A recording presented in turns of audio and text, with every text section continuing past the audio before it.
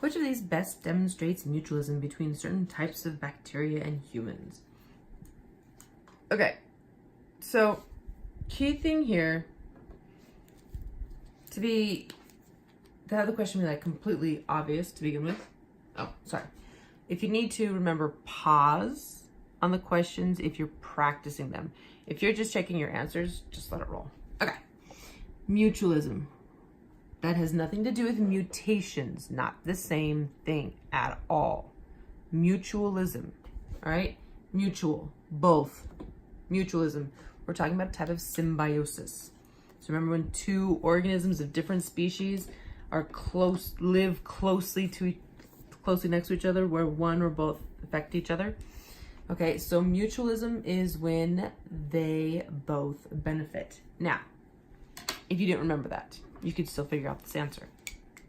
We have here two species. We have bacteria and humans. So let's look at these relationships, these interactions between humans and bacteria.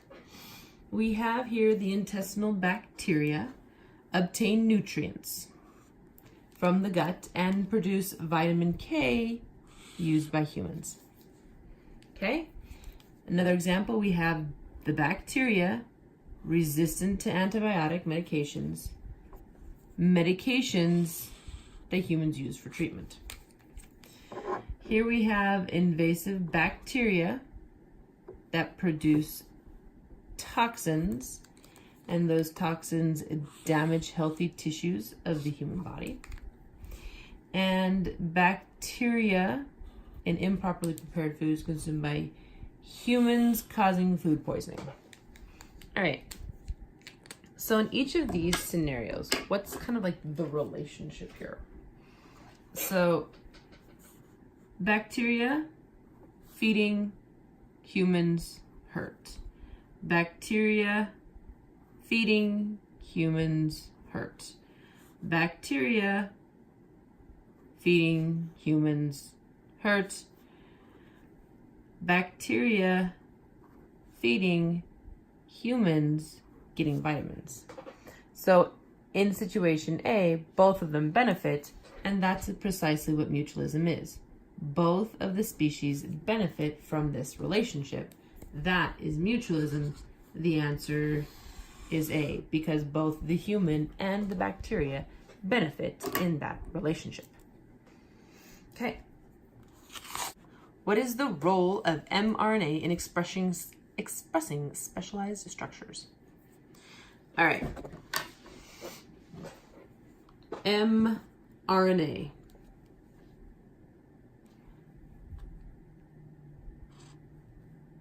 Expression, so gene expression hopefully comes to mind. If not, okay, we can move forward. So the role of mRNA.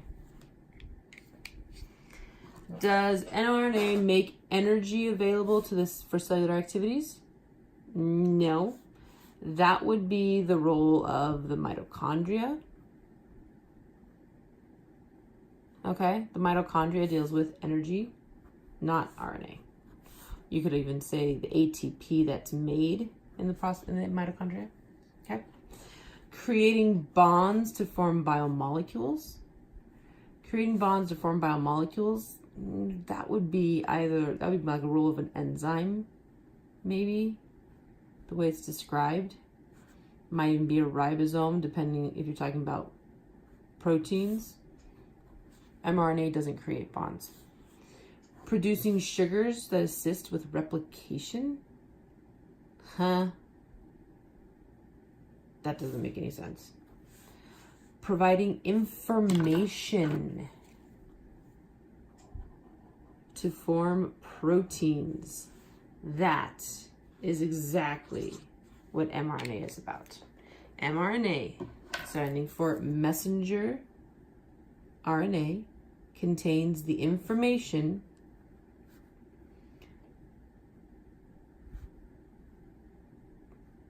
to make one protein. There you go. Number 11.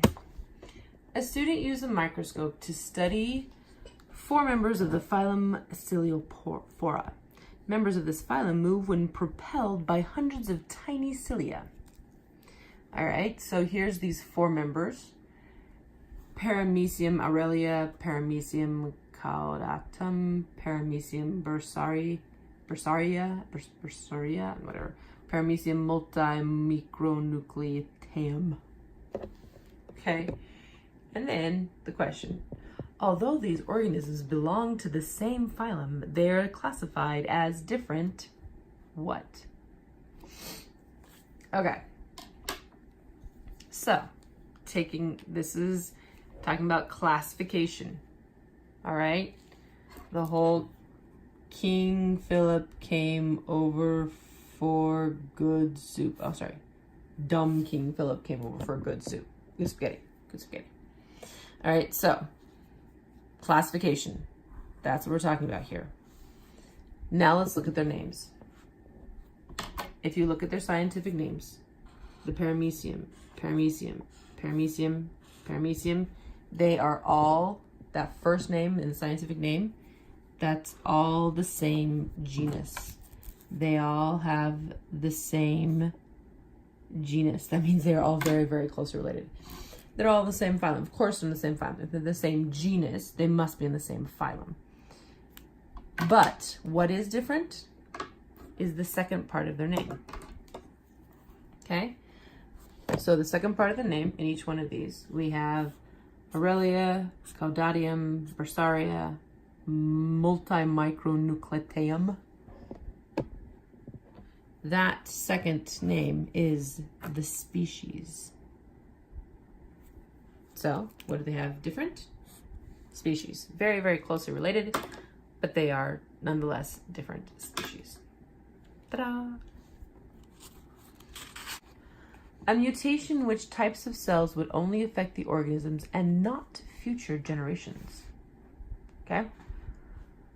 44% of you got this correct on the benchmark, even though more of you should have. Dun, dun, dun. Okay. So, a mutation, for clarification, a mutation is a change in DNA of a cell. Okay? In which types of cells? In which types of cells would it only affect the organism, not future generations? Not affecting future generations. All right. So if it's in a mutation that's going to affect future generations, affecting future generations would be an egg cell, a sperm cell, a sperm cell. Those are all cells that provide DNA to future generations. So, the combination that only affects the organism, only the organism, nerve cells, brain cells. Your answer is H.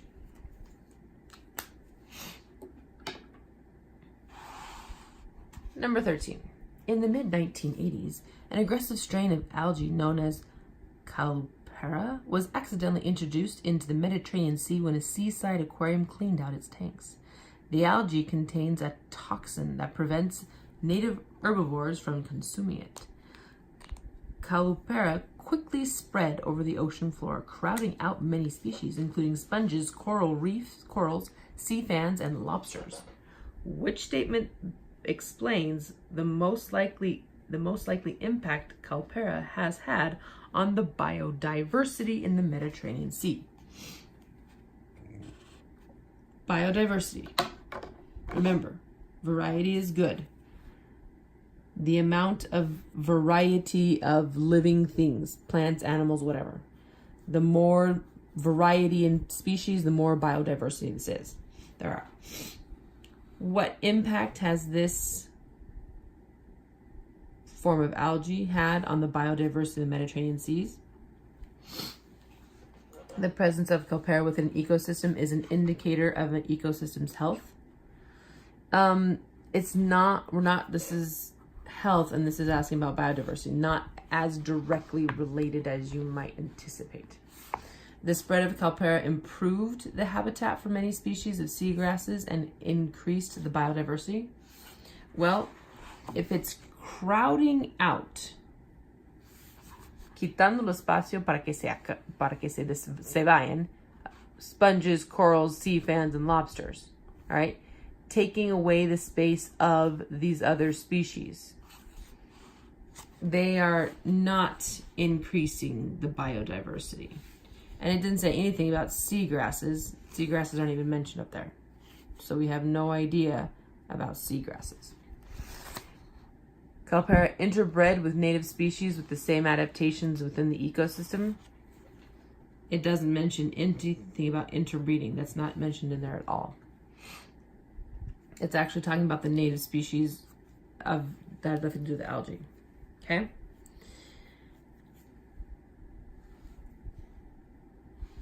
Calpera became dominant within the ecosystem and reduced the biodiversity. That's exactly what's being described here. Reduced the biodiversity because it crowded out many of the species. And that's that whole dominant and therefore fewer species. Ta-da. That's the answer. Okay, number 14. A sequence of DNA template strand is shown. So, 3', TCC, AAT, GGC, TTA, TTT, GCA, 5'. Okay? mRNA codon chart. Which of these is the correct amino acid chain produced from the DNA template strand? Okay, so here, let's see if I can get that entire, there we go. So if you want to pause and practice that question, sequence is right there with the codon chart. Possible answers there at the bottom. Okay, now I'm gonna do it. Okay. TCC. So over here. Now notice, no T. It's like, oh no, what do I do?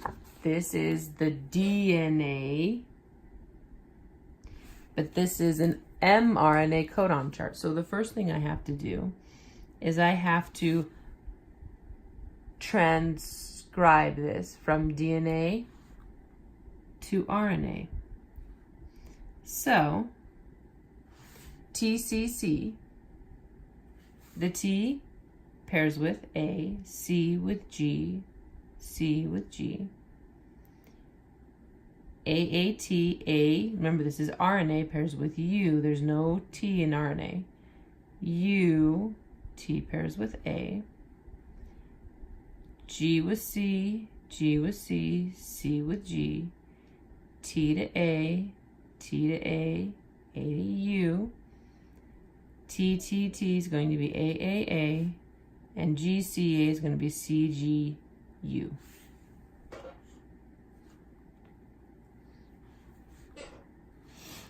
Okay, now this new sequence is one we're going to translate from mRNA to amino acids. Okay, so AGG. First base is A. Second base is G. Third base is G. AGG. Arginine. So, arginine's first. This is starting to look pretty promising right there. Okay? UUA. A from across over here. Leucine. Okay? CCG. CCG. Proline. There we go. AAU. AAU. asparagine, AAA, lysine, and CGU, arginine. There you go.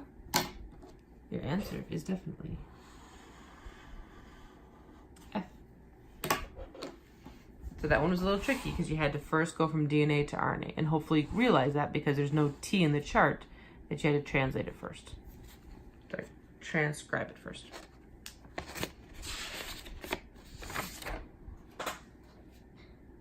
All right, number 15. Plant roots have extensions called root hairs. These root hairs are important in the homeostasis of the plant. Okay, so plants, root hairs. Which statement best explains the importance of root hairs to the stems and the leaves of the plant? So pause if you want to answer on your own. So, roots. Roots absorb water, minerals, and they anchor the plant so it doesn't fall over. So, looking at your options. Root hairs convert minerals into glucose. Okay, converting to glucose, minerals are not converted to glucose. Sunlight is converted into glucose. And the roots don't do that, the leaves do. Okay, so definitely not A. Root hairs decrease the need for osmosis and diffusion in vascular tissue.